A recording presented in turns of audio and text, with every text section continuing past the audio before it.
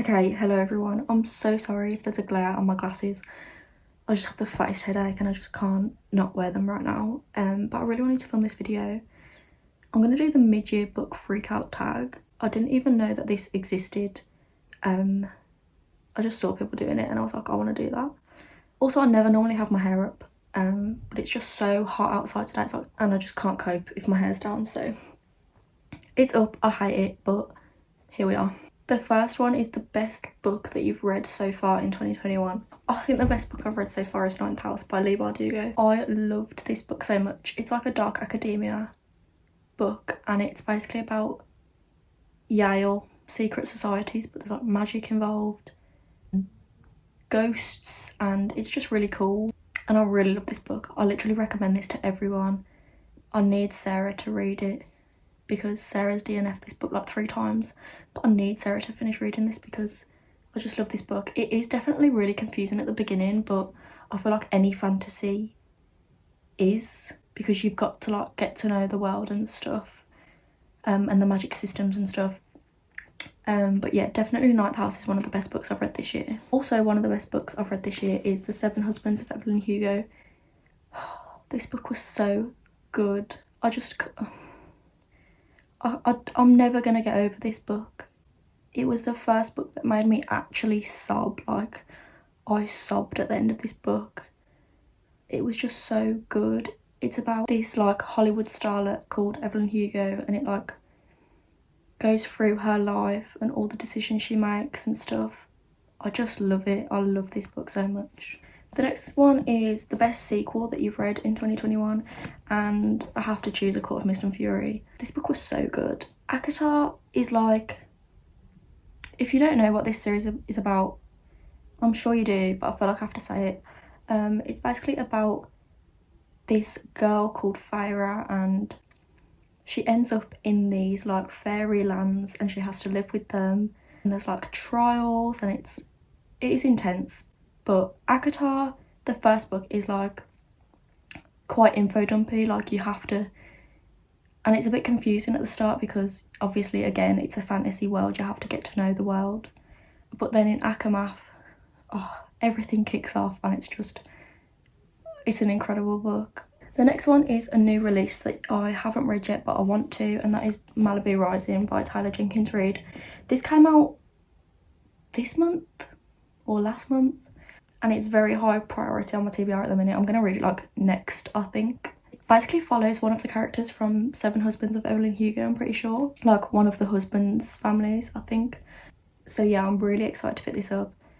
I'm really upset though because I bought this off Amazon and the dust jacket was ripped, so I've had to sellotape it. I didn't want to send it back though because I'm lazy, but yeah, it's like really upsetting because there's like a rip all in the front of it. But yeah, this is by Taylor Jenkins Reid, and obviously I loved Evelyn Hugo, so I think that I'll love this too. Next one is the most anticipated release for the second half of the year, and that is definitely As Good as Dead for me, which is like the 3rd book in the A Good Girl's Guide to Murder series. The series is about a girl called Pip who's 17 and she's like in 6th form. I know that the book's different in the US version compared to the UK version, so I'll just talk about the UK version because that's what I read. She's in 6th form and she tries to solve cases that have been like confirmed, closed by the police, or in the 2nd book it's like a new case where someone goes missing. I'm not sure what the 3rd one is about, but I'm guessing again someone goes missing or it's a murder or something. But yeah, I'm definitely really excited to read the 3rd book, and I've pre-ordered it. It comes out in August 5th, I'm pretty sure it comes out, so I'll definitely be reading that as soon as it comes out. I'm so excited for that book. Next is Biggest Disappointment. I don't have this book with me because I sold it straight away because I was so annoyed at this book, but it was Such a Fun Age by Kylie Reid. I have a vlog about this book, so if you want to find out my full thoughts you can go and watch it. But this is basically, I thought it was going to be a really good book about race and white privilege and like, you know, consequences, but the only chapter of this book that spoke about that and there were consequences, or like it was a negative representation of racism, was the first chapter. I feel like the rest of the book was just so underwhelming and disappointing. I feel like it didn't deal with racism well at all. And I went in with really high expectations because I've heard so many people love this book. But yeah, I was definitely really disappointed by this book.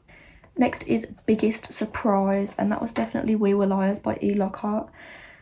I say that this is my biggest surprise because I've heard so many negative reviews about this book. There's so many people that hate this book, say it's boring, it's rubbish. So I went in like to reading this book with very low expectations, but it turned out to be a 5-star read for me. I loved this book. It made me cry at the end. There was such a big plot twist that I just wasn't expecting at all. I just think it was so good, and it's definitely, I just would recommend this book. It's definitely a book I'd recommend. I love it so much. I never even said what it was about. It's about this girl, 4 friends slash cousins, and every summer they go to this island, you know, like spend summer together. And one summer, something happens. The girl Cadence, the main character, she has a head injury and she doesn't remember what happened that summer. And then they don't go back to this island for 2 years. So 2 years later, she goes back to this island and she's trying to figure out what happened. She's trying to put the pieces back together in her mind. And the ending, you just wouldn't expect it. It's just so sad. But yeah, I love this book. My favourite new author, new to me, is probably Sarah J Maas. Or Tyler Jenkins Reid. I could just list basically any of the authors of these books. So Sarah J Maas, Tyler Jenkins Reid, definitely. I haven't mentioned this book yet, but Talia Hibbert. Yeah, their writing styles, I love them all. Also Sally Thorne. I'm going to do newest fictional crush and newest favourite character together because my answer for both of these is Reese from ACOTAR. Reese just is my book husband. I don't think there's going to be any character in any book that's going to overtake Reese as the love of my life. He has such a good character development from the first book to the second book. In the first book you hate him, and in the second book you love him. It's just incredible. A book that made me cry, again, I'm just going to mention these two, We Were Liars and Seven Husbands of Evelyn Hugo. These both made me cry. The endings were both just so emotional. I love when an ending just grips you and just makes you want to sob. So yeah, those two. A book that made me happy was definitely Get a Life, Chloe Brown, and this whole series, Taking Danny Brown and Act Your Age, Eve Brown. All of these made me happy. They're just like such witty, fun romances. Like, they're so good, and definitely like an upbeat, happy read if you're feeling a bit down. Basically, this series follows the Brown sisters and their quests for love. And this one is like a enemies to lovers, and then the second one is like a fake dating trope, and the third one is like, again, it's kind of enemies to lovers and like a like a work relationship, but they're just so fun. They're so witty. Also, I'm going to mention The Hating Game by Sally Thorne because that has a really similar writing style to these books, I think. Just like the same kind of witty writing, witty fun. Yeah.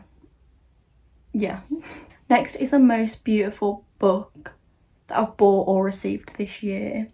I was going to cheat for this one and I was going to use The Invisible Life of Addie LaRue, but I realised that I got that in December of last year. And then this book, Serpent and Dove, Jenna got me this. I think this is gorgeous. It is such a fat book, but like, it is such a beautiful cover. I love this. And also the sequel to this is so nice, but I don't have that. Blood and Honey, it's so nice. And then also A Deadly Education by Naomi Novik. There's literally nothing special about this cover. I just love how simple it is, and like, it reminds me of like an old book. I really love this cover. I love this. I feel like that would be such a cute tattoo design. Or this. Oh, I just think this book is so nice. I would get that as a tattoo, I'm not even lying. The last one is What Books Do I Need to Read by the End of the Year? There are so many, but specifically one all my friends have been shouting at me because I haven't read yet. The entire Throne of Glass series by Sarah J Maas. I really need to read this series. I don't know anything about the series though. I just know that everyone loves the main character, Selena, I think. Maybe like the end of next month, I think Soph was on about, so that's when I'll read it. But yeah, there's just so many books in this series and it's so intimidating, but I really do need to read it this year because I bought the books this year. The entire bloody thing. So I will read them. But yeah. Also, a few honourable mentions for books I need to read this year. Definitely Truly Devious, the Mortal Instruments series, A Deadly Education. That's all I can think of right now. But yeah, that's the mid-year book Freakout tag. Thanks so much for watching.